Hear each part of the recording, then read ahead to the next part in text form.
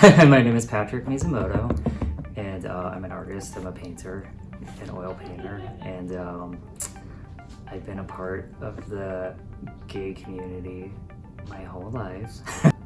Well, I've been here for 15 years, and it was, for me, I grew up in California. My family's from Hawaii.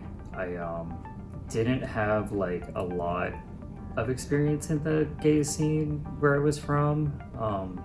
So when I came here, I didn't really know anybody. So I would go out, and I actually would go to Hula's a lot because it was just the most comfortable bar for me. And I just became friends with a lot of people, and ended up working there. And that was really like embracing for me because it's a very small town here. So it feels like community, and I was exposed to a lot and learned a lot about myself, and still do. And I was 21, and I actually was really sick. I was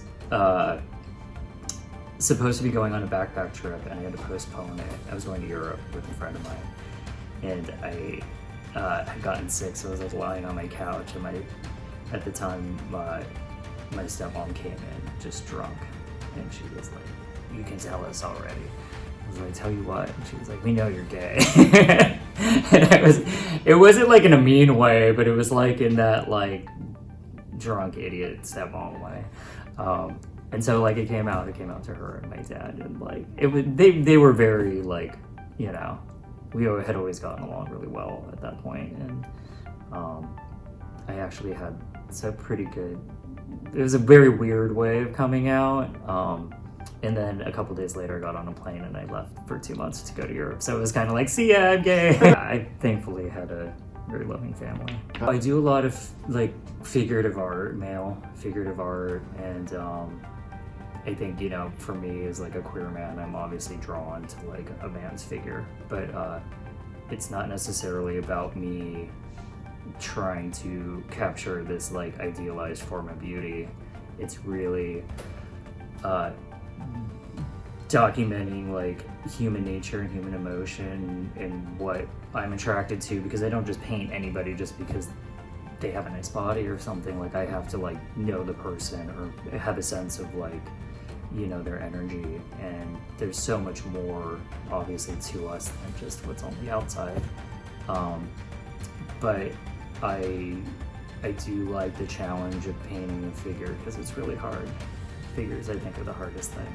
And so there's that like technical aspect of like, it's like an obsession, like as an artist, to get better at it and like want to capture that. And I think especially with male figurative art, it's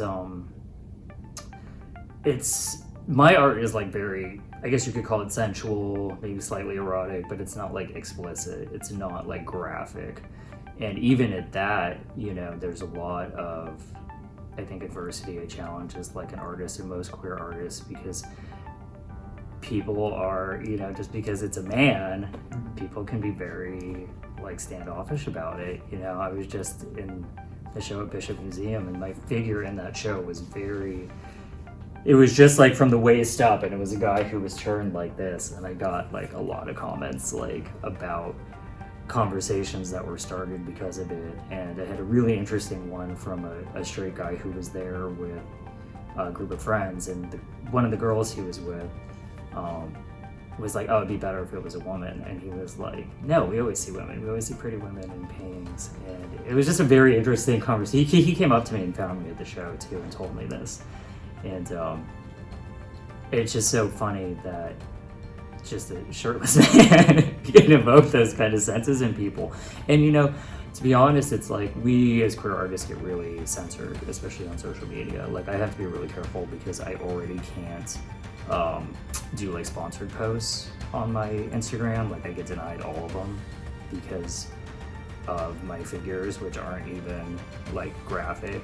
And so there's like this weird fine line where I don't want to hold myself back from what I paint as far as figures go, but yeah, that kind of censorship in queer art in the queer community is it's definitely something that's a reality for it.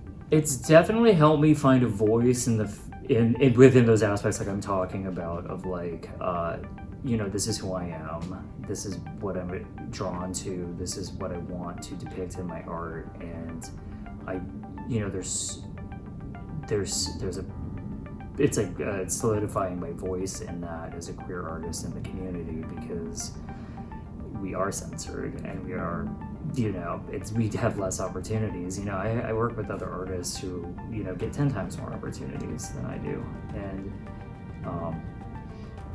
I think I don't want to just not do something because of that. And I'm not doing it for money, I'm doing it because I love it. So